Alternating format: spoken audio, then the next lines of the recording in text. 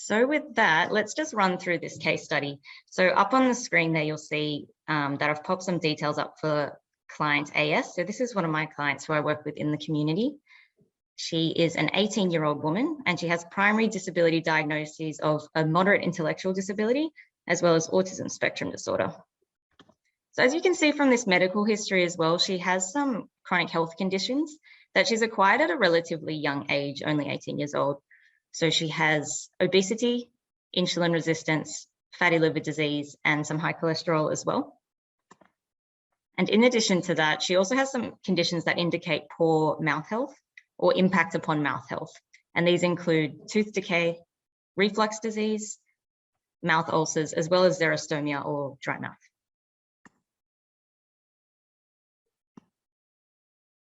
So I was referred to support lovely AS to expand her dietary variety and manage some of her chronic conditions.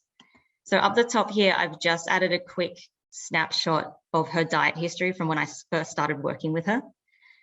And as you can maybe see, you can see that her diet is quite high in refined carbohydrate foods. So she has these packet of Ritz biscuits that she has regularly, as well as things like fruit buns. And her diet is also, when we're comparing to recommended standards for people of her age and sex, her diet is also quite low in protein, vegetables, and dairy food groups as well. Also, when considering intervention for AS, there are some significant barriers that we need to consider when deciding on that intervention as well. So one I've popped down is that she has some sensory processing challenges, and this is related to her disability. And these sensory processing challenges extend to what she feels about food, and it decreases her confidence when trialing new foods. So for somebody with sensory processing challenges, trialing new foods can be overwhelming, and it can set off a flight or fight reaction, as an example. For AS, in the past, she's actually had panic attacks when trying to force herself to try new foods.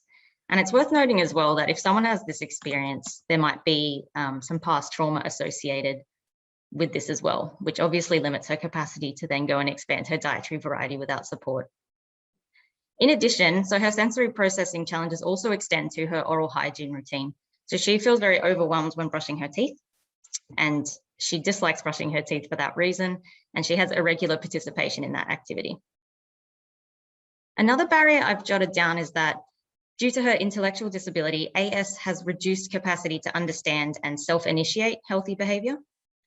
And Sayne touched on it before, but also people with intellectual disability, there's a lack of resources for people with an intellectual disability to go out and learn themselves and find health information that is accessible to them. Another barrier I've got down here is mouth pain. So we talked earlier on her medical history. She has some tooth decay and she has mouth ulcers as well that cause her pain.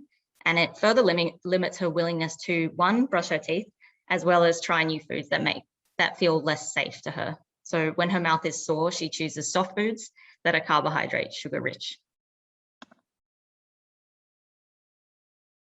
And lastly, she has those risk factors that have the potential to worsen the condition of her mouth, including xerostomia, dry mouth, resulting from medication use, which she has been prescribed due to her disability. And she also has reflux, which increases her risk of dental erosion and can alter enamel health. The last thing I wanted to consider as well, and I've popped it down as a barrier, is that AS is currently on the waitlist for the public dental service. Due to her disabilities and potentially due to the extent of her dental disease as well, she requires a general anaesthetic to receive her dental care. The waiting time for public dental services in someone in AS and in her case indicate that preventative approaches in the community could have a real benefit.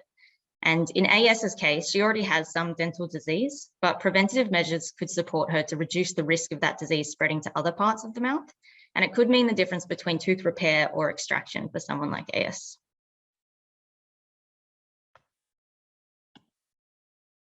So at this point in the presentation, and before we look at the intervention we decided on for AS, I thought I'd just quickly highlight some of the features of the diet that affect cariogenic or erosion potential and how these could impact AS's mouth health. So here on the left-hand side, protective factors, we've had a couple of people mention it today. Water is one of the best things we can do for dental health. So water helps to clean food debris away from the teeth. And it also provides fluoride if you're having tap water, which is protective of the enamel. Thinking back to AS's diet history, which was on a previous slide, she had quite a bit of juice throughout. So although juice can, I guess, remove some food from the teeth, it's leaving its own sticky, sugary residue, which is going to be a risk factor. In addition, calcium and casein intake is protective. So dairy foods that contain these nutrients can be promoted as good foods to finish a meal with, and they are not linked with dental erosion. Calcium promotes remineralization of the enamel. And in particular, an interesting one, so cheese, it has the benefits of other dairy foods in that it has calcium in it, good for tooth enamel or tooth remineralization. But cheese also stimulates salivary flow, which can help neutralize the acid pH of the mouth and therefore decrease risk of oral disease. And the final point we've got here is that consumption of fresh fruit and vegetables, as well as other high fiber foods, is going to be protective. So fresh fruit and veggies contain vitamin C, which is great for periodontal or gum health, and high fiber foods slow periodontal disease progression as well. Now just moving on to these risk factors on the right-hand side of this table. So you can see most people in the audience know now that foods that are high in sugar or acid are going to cause dental decay or erosion. Another risk factor is actually the form and physical consistency of the food, which is important. For example, sticky, starchy carbohydrate foods in particular are going to stick to your teeth and stay there until you move it away. And this can create a bit of a breeding ground for bacteria. So as an example, if you all just think about what your teeth would look like after you ate an Oreo cookie, there would be a fair amount of dark debris stuck in your teeth after you consumed that cookie. Next on the list, we've got sequence and combination of foods eaten. So this matters as well. Again, if we think about our Oreo cookie example, if we have that last in a meal, that's going to increase risk. That's going to stay there for a period of time until we move it out. Whereas if we were to have something like a crunchy food after our Oreo cookie, let's think about an apple or a carrot, that's actually going to pick up that debris from the teeth and move it away and be beneficial. And finally, frequency of intake is important. So it takes 30 minutes to 1 hour to restore the neutral pH of the mouth, and therefore snacking is a risk factor. So now that we know this, let's just move on to intervention for AS. So for somebody with disability, it's always going to be important to consider a holistic, multidisciplinary approach to help them to achieve their goals. And this slide, I'm hoping to demonstrate what the APD can do in this situation as well. So just quickly, you can see that part of AS's intervention was she's on the wait list for dental assessment and treatment. This has unfortunately been delayed by COVID-19. As I understand, wait lists might have gotten a bit longer. AS's medical team has also been supporting her to manage her reflux disease with medication, which is great. Now also, like I mentioned, preventative measures are going to be very important to consider. And for someone like AS, it could mean the difference between extensive dental damage, tooth repair, or extraction. So the big question became, what can we do in the meantime to support this young person's dental health while she's waiting for dental work?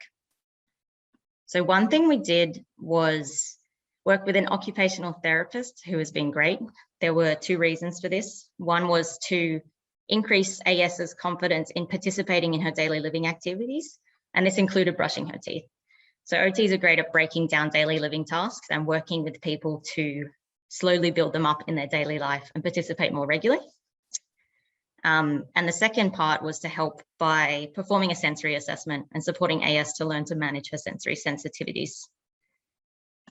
In terms of what I have done with AS as a dietitian, I've included dietary education directed at AS and her level, as well as her family, to increase AS's ownership of her own health and well-being and try and build some of that internal motivation to improve her own health and well-being and understand why she wants to do this. So this education included why it's important to have good variety in our diet and how this can help to minimize things like mouth pain. We came up with specific SMART goals, which is similar to what Kerry was describing before. So coming up with goals that the person can do at that time to minimize risk and building on those small goals over time. So for AS, what we did was get her to have her slice of cheese, which is one of her favorite foods, after her carbohydrate foods, her starchy foods, as that is a good food to finish your meal on, which will decrease risk of dental disease. I think I saw something in the chat before about mentioning if someone's favorite foods are sugary drinks and it's a great source of joy for them, what can you do? That might be a good example. You know, if we're having sugary foods, try and finish on a food that is crunchy or something like dairy that's going to be protective of the teeth to minimize the risk associated with having that high sugar food. OT and dietitian collaboration also included setting AS up with a sensory cooking program. So this allowed her to prepare new foods and get used to touching and smelling new foods without the expectations of needing to consume these foods. So this is important for someone with sensory processing challenges, which takes some time to overcome. So this cooking program supported her to build her daily living skills, as well as it's a necessary stepping stone to help her to expand her diet in the long term too. And finally, intervention definitely needs to include support people for people with intellectual disability if they're in their lives. So in AS's case, her family helped her by modeling healthy behavior and encouraging her to brush her teeth. And her support workers helped her to participate in meal preparation and cooking safely.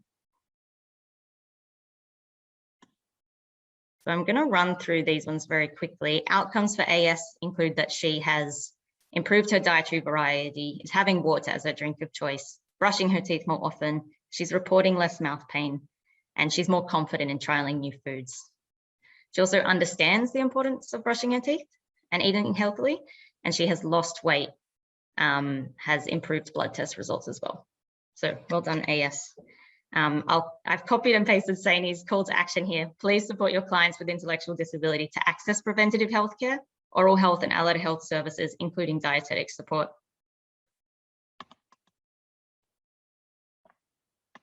And now very quickly, I just want to touch on access to nutrition services for people with ID. Sayne mentioned Medicare and how it's not the most accessible way for someone with ID to access dietetic supports. In my opinion, the best way to access dietetic support for a person with ID is through the NDIS. It's more financially accessible if they have the right funding, and they have the potential to access more sessions as well. But with the NDIS, there are some considerations, and I'll just run through that now. So functional outcomes. Audience members here can advocate for clients to receive funding for a dietitian or another allied health professional for that matter through the NDIS by writing a supporting letter or a report. When advocating for supports, and in this case, particularly dietetic supports, it is important to note that the NDIS will not fund for chronic disease management, the clinical treatment of chronic health conditions. Therefore, when advocating for dietetic supports, you need to link it to the person's ongoing functional impairment related to their disability. And that usually spans these 6 categories here under the NDIS. So some specific examples for nutrition, and if we use AS as an example again, we can see that nutrition supports have improved her participation in ADLs, including meal preparation and cooking, and also her self-management, choice and control. So she can now make informed decisions about her health a bit better and without her informal supports of parents. Some other examples include that for someone who's undernourished, providing nutrition can facilitate improved mobility, as well as capacity to access the community for social interaction. Or if they're younger and going to school or going to university, improved energy levels and strength can help them learn as well. And there are lots of other examples as well. But please remember functional outcomes when you're advocating for someone to receive allied health support through the NDIS. It might not be funded otherwise. And here we go, find a dietitian. Sayne's already shared this one, so I might skip on because I'm conscious of time. And finally, just our take-home messages. So please remember to be inclusive of the person with disability. Please be inclusive of the person with disability when providing any sort of care.